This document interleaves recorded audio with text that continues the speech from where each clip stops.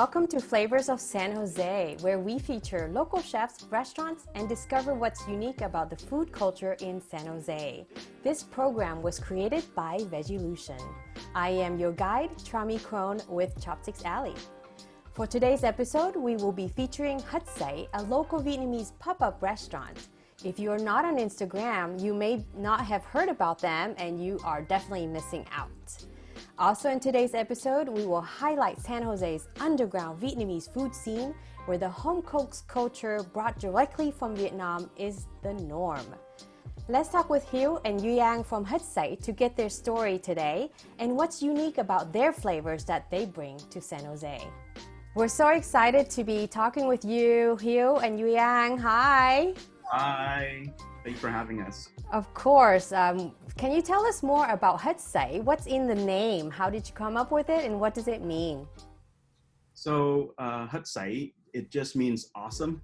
It's one of those slang words that reserves for food and anything that's delicious. So for example, when you use it in everyday conversations, like I'm having this great coffee, you go, this coffee is pretty Hudsei.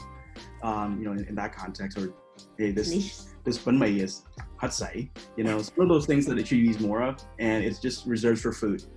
Automatically, you know it's food. So that's the name, and it's one of those words that I think it's just, I don't know, it's always in my mind when I hear it, and so it's one of those words that just kind of it's a common phrase that I think not a lot of people use it, and so we're just trying to bring it back. Yeah, I love it. And so tell us how you came to San Jose. How about we start with you, Hieu? So I came to San Jose through work about, I would say, 10 plus years ago, mainly for jobs and opportunities that are in this area. And I decided to stay mainly because I was feeling Sacramento, and it wasn't providing that kind of opportunity or, sort of what I'm thinking was something that I could help me, on a professional level. And so I've been here for about a good 10 plus years now. Originally in Mountain View, then we moved to Santa Clara, and then to San Jose. So it's mainly for jobs, really. And how did you two meet then? Meet in Toronto, Canada. Yeah, in Toronto of all places, and it's just by just a chance encounter. We met, and 3 days later I asked her to marry me. Whoa! Yeah, it's one of those things that it just happened. Never thought it could happen, but that's the way it was, and it was like that, and we clicked right there and then, just within the third day. So DuyAn, did you move here with your family? Can you tell us more about that move?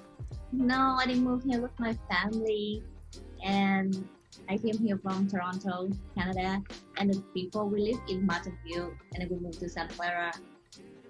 But when we lived in Mountain View, right, I asked my mom, hey, if you want to come and visit me. But the thing is, back then she didn't want to go because where we live is pretty far from the community. They have literally not too much of Vietnamese, not so many. And when we moved, one of the reasons that I want to move to San Jose because of my mom. I want she to come to speak with me because the thing is, I feel San Jose, they offer for older generation the community, which the other places don't have it. And because for older generation, I want her to feel supportive, and I want she to feel open to it. I think you're absolutely right. San Jose has a large Vietnamese community here, and so for our elders, it's a lot easier to live and adapt, right? Does your mom live with you then, I assume? And so who does all the cooking? That intergenerational, is she still teaching you how to cook, or how does that interplay in your family? I think I learned to cook when I was young, through the toys, and that's how I like it. And the thing is, my grandpa, he told me, if you like cooking, then you should focus into each ingredient it's on. And that's why I think I learned to cook through the ingredient because of him. Yeah. That's wonderful. Yeah. And so for my household, my family, we're all entirely cooks, especially my mom's side. My mom was in the restaurant business for 30 years. she does not want me to go into the restaurant business at all. She hated the idea of me wanting to go into culinary school. So I compromised. I never did, but I was really gung-ho for it. And so today we are showing you how to make bò bía. Bò bía is like it's a classic Saigon dish. It's a street food. It's cheap. It fills you up. It's healthy as well. So bò bía. Yeah, I think bò bía, it's a really a dish that most of our families, if you grow up in Vietnam, you know about it. As a student, that's just a student snack. Like it brings back so many memories for us. Absolutely. And every time when we did a post about bò bía, I think everyone just chimed in like, and it's like different, even like not even my generation, it's like the younger generations that they're talking about this. And it's like one of those things that just kind of brings up all these memories of their moms and memories of home cooking. But the thing is, what's so interesting is that bò bía is not something that it's served, and not a lot of people talk about it, but it is something that's part of our culture and part of our upbringing that, that we're just glad to kind of, put our Hudsei spin on things. And we're doing it today with, our lapsang, which we make ourselves, and we try to produce a lot of the products that we use in our cooking in all of our dishes. And bò bía is just a great platform for the lapsang that we're making as well. Lapsang, for our audience, are these sausages. They're dried sausages. So let's watch the clip. Hello everyone. Today we are showing you to make the classic Saigon dish, what is called bò bía, a street food, and he's gonna show you how to make it. Alright, so bò bía is pretty simple. It's just utilizing a lot of vegetable that pretty much is accessible. We're gonna start with preparing and doing and peeling the jicama, carrots, and daikons. I'm gonna show you just a little bit about how to sort of prep it. The jicama itself is pretty easy to peel. You just kind of go this way and then just peel it out, the skin. And the jicama itself is pretty tasty. It's a little bit sweet, almost like a cross between like a potato and almost like a pear, right? It's great for summer, a lot of fiber, and it's really easy to just prep and clean. Just gonna do half of it.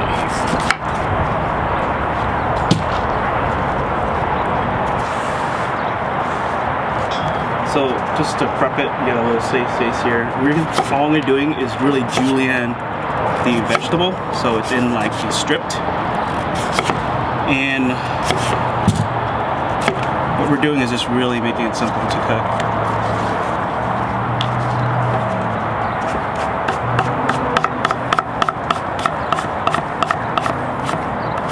If you need some knife practice, this is probably the best way to start going.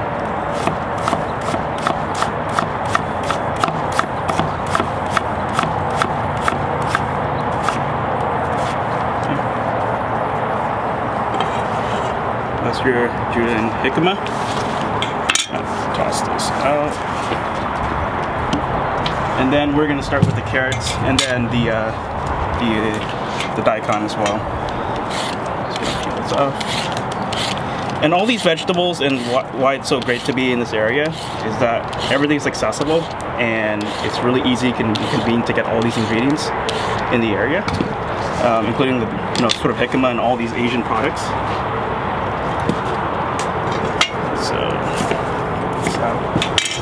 Obviously, you can do this with a mandolin or any kind of, easier way of doing this for you. But I'm just going to show you a really simple way just to do it with just a knife. Just cut it in thirds here. I'm just going to peel this out.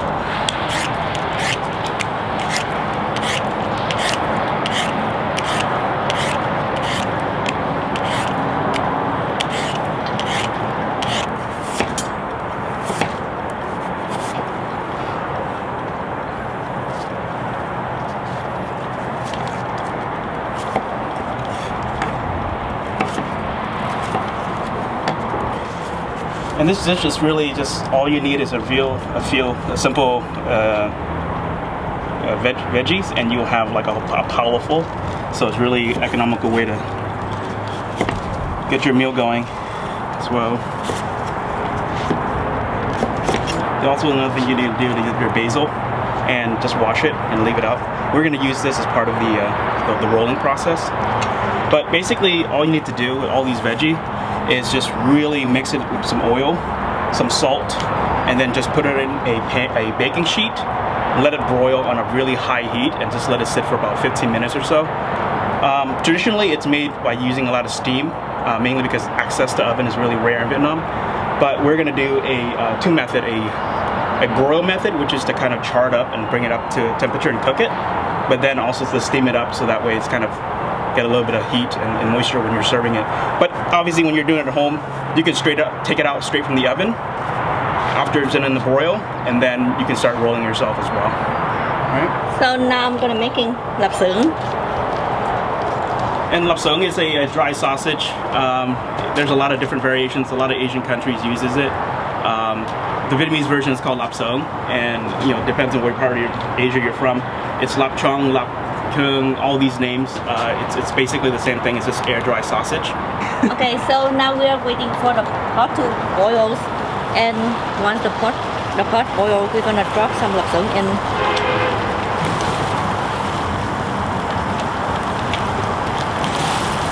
And what we're doing is really cooking it with the liquid and then putting some oil into the pan, so that once all the water evaporates, the pan with the oil is going to caramelize the sausage up, right? So we're going to cook, and this is like again a typical way to cook the sausage itself is boiling it, cooking it, and then with the oil remain, it will caramelize the sausage. So just get it going. You don't have to watch it. Just let it sit until all the water evaporates, and it's really that simple.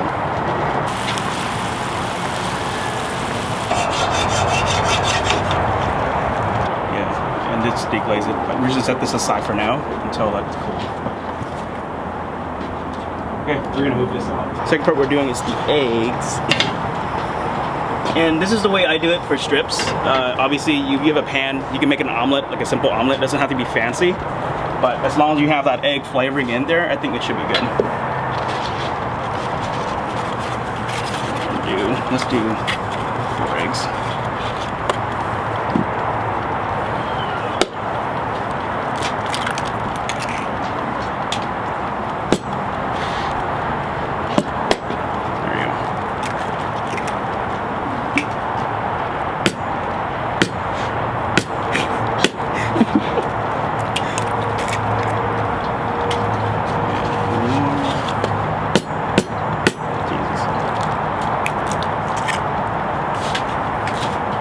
And we're not gonna salt this egg at all. We're just gonna kind of beat it up.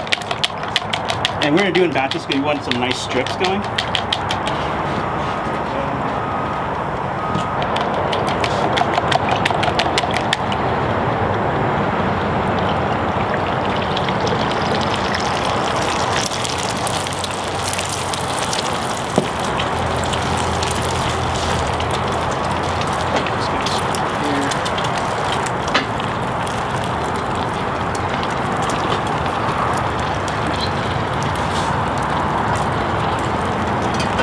Hopefully this will be cooperative today and be non-stick. So we'll see.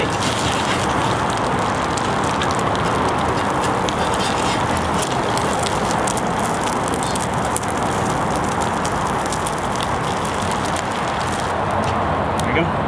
Again, you can scramble this up. You don't have to make it nice or anything. There we go.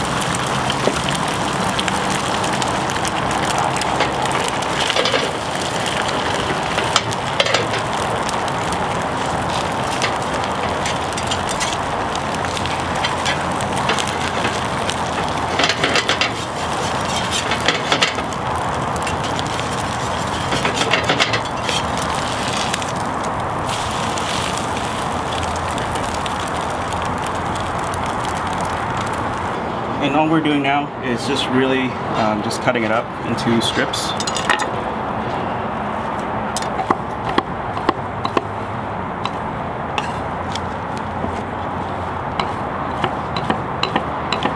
One thing about Vietnamese food is that it's a lot of prep heavy. So you want to get all your ingredients together first, and then from there you just assemble it. And now we're gonna just slice the sausage thin, lengthwise.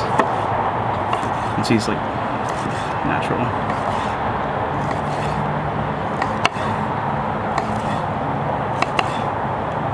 Completely cooked, and it's caramelizing the outside. So that's it.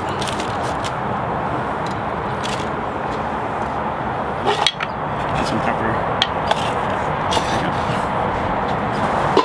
go. So once the vegetable is out of the oven, and you can either set it aside, or like you can cook it beforehand in the oven, and when you're ready to have your guest over or you're ready to serve, just put it in a steam basket like what I'm doing here, and just season it with a little bit of salt and pepper just to kind of finish it off.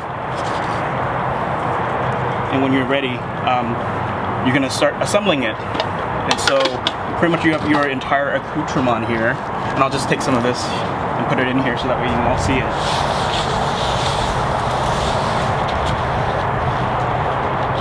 This is all the veggie we just cooked up earlier. With that jicama, daikon, carrots combo. Here. And your basil. There you go. That's your entire set.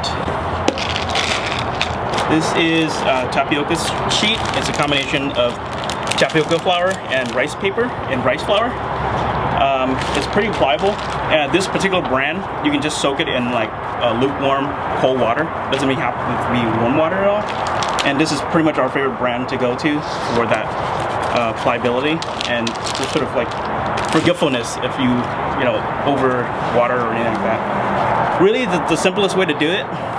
You don't need a whole pot? You don't need a whole pot, obviously. We don't have something smaller, but we're just gonna dunk it in here. You can just wet it any way you want it, but as long as you wet it, just shake off any excess. And I'm gonna show you two ways of eating it. One is a self-saucing method where you sauce everything together and just hold it like by its own. The other way is we're gonna have like a dipping method, right? So this is really the simplest way. And so what we're gonna do is we're just gonna take the vegetable. And so the layers that I'm gonna go for is more of a basil layer first. Then I also like to kind of just put the hoisin here. This is a self-saucing method. And then your veggie, just kind of make it really neat in the center here. And again, it's very forgivable if you really don't roll it perfectly. It's still delicious together. And then I'm just gonna put in the sausage, 2 or 3, should be fine. And get here. I'm just gonna go here.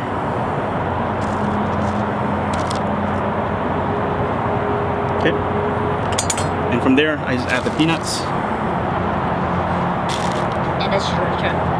And finally, everyone's favorite, sriracha. Okay, and we're just gonna roll it in.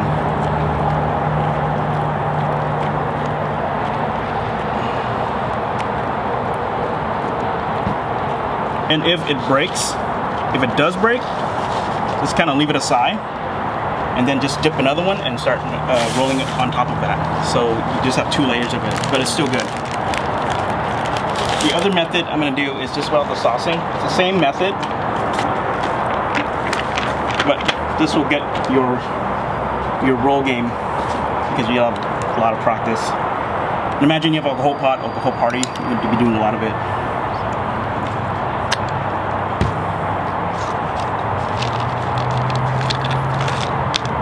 And you can roll as tight, as loose as you want.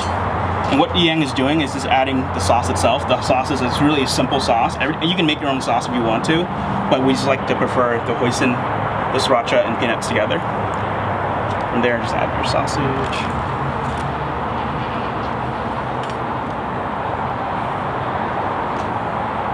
Your eggs.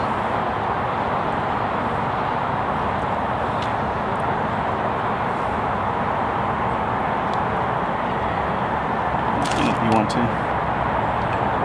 and it's gonna go this way. Then you take the side, put it in on one side, then finish off.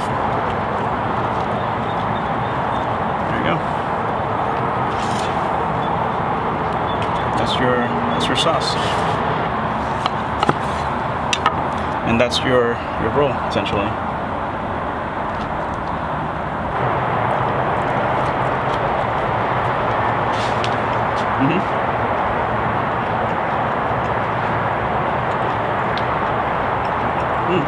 Here. Oh my gosh, that recipe looks so good. I wish I could have some right now. It's certainly fun to make it for sure. Yeah, and and it looks really easy to make too. I feel like our audience can just go down to the local grocery store, especially in San Jose. You can get jicama, daikon, all those ingredients easily. How can our audience get your sausages though? They can reach to us through Instagram.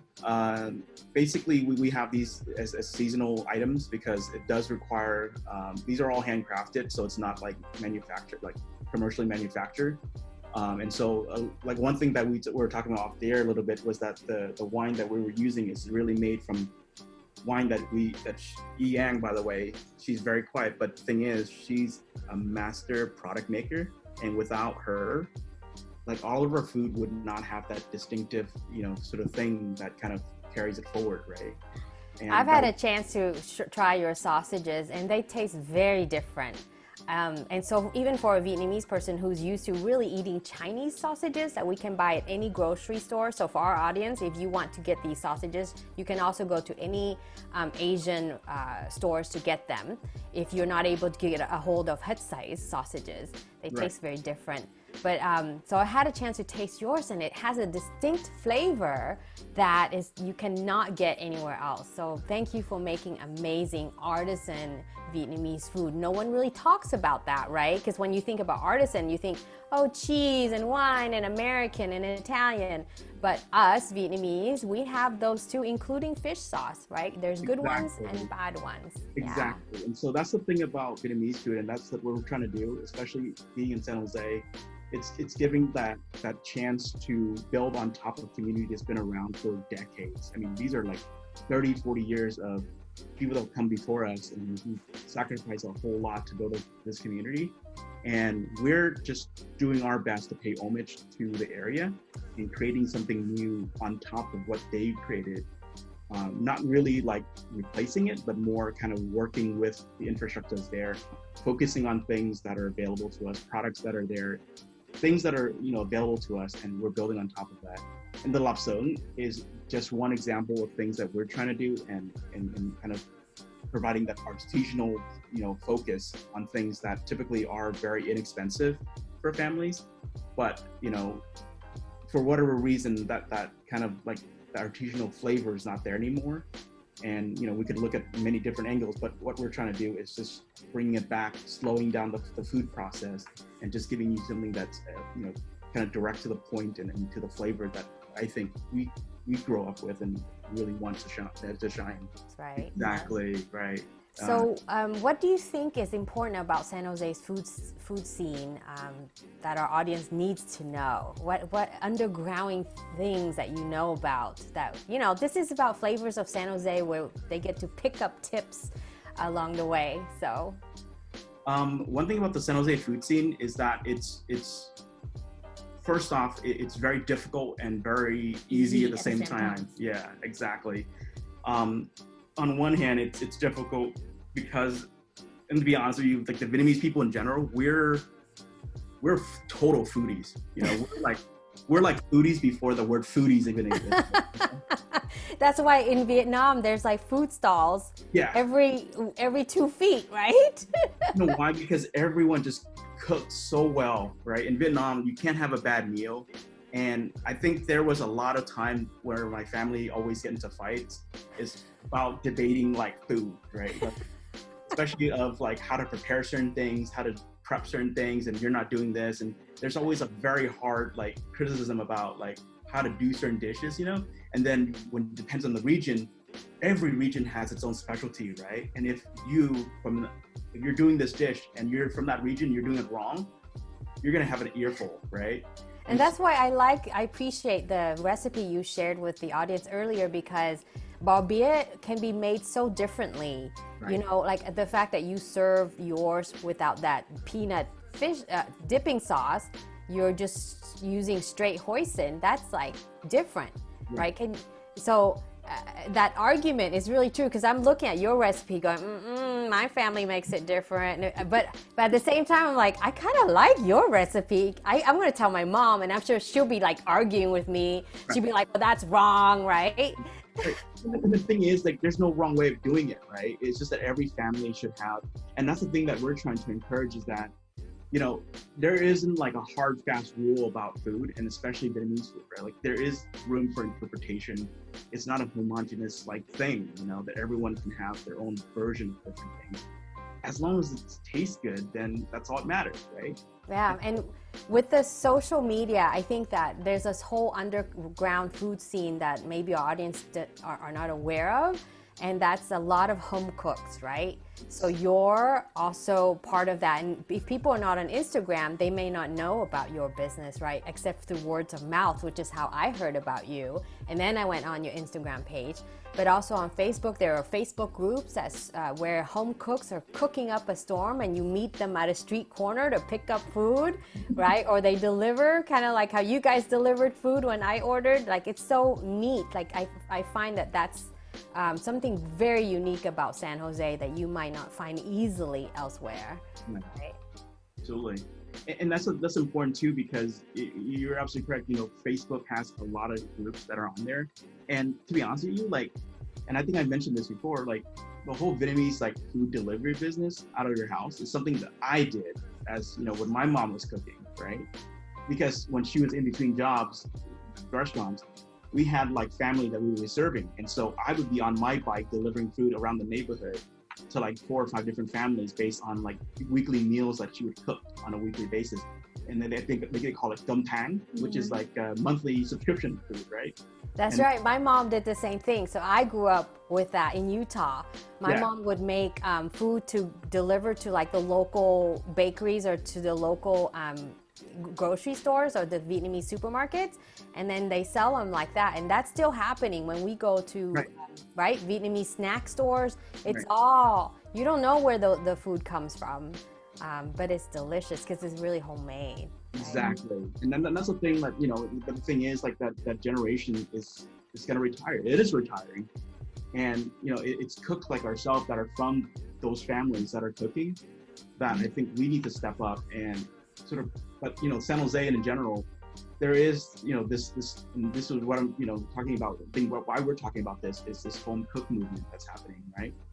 Hopefully this would allow home cooks like myself and pretty much thousands of people here that has been feeding their family for decades to make it completely legal to do, you know, which they've been doing for years, and allowing them to kind of have that Kickstarter, that incubation to sell their wares, build their audience, build their customers, and providing this sort of infrastructure that's completely legal to sell their food, right? Yes, and so has that new bill, the AB 626, has that helped your business? I think the one thing that it's always a struggle is that, you know, people aren't aware that the food sort of life cycle ecosystem here, it's happening already, as you like it or not, it's happening.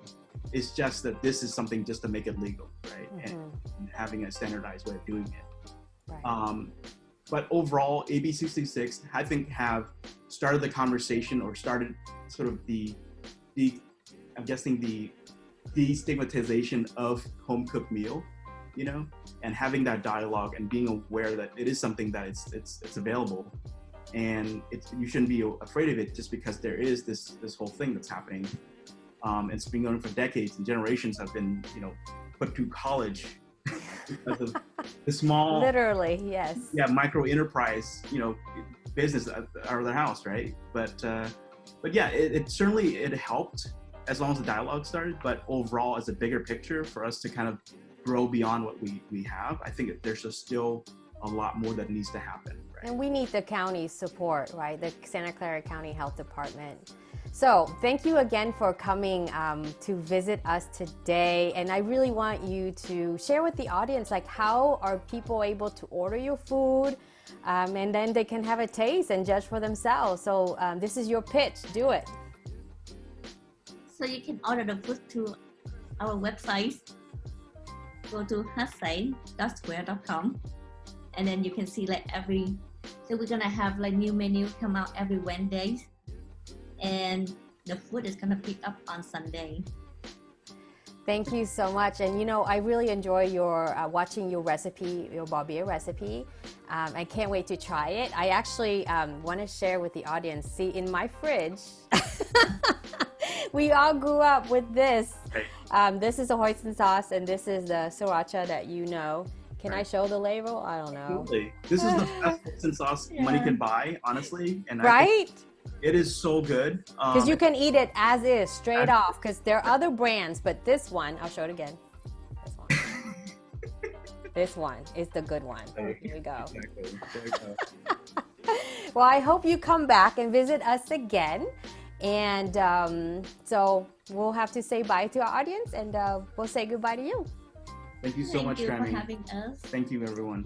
Thank you, everyone. Take care. The dish you saw today, shared with us by Hudsei, is Bò Bía. It looks super easy, and you can get all these fresh ingredients right at your local grocery store, such as jicama, daikon, rice paper, and even hoisin sauce that I shared with you. And with the passing of Bill AB 626, known as the Homemade Food Act, which was signed into law September of 2018 and then went into effect in January of 2019, this legislation allows independent cooks to start small cooking operations from their home kitchens in a licensed and permitted way.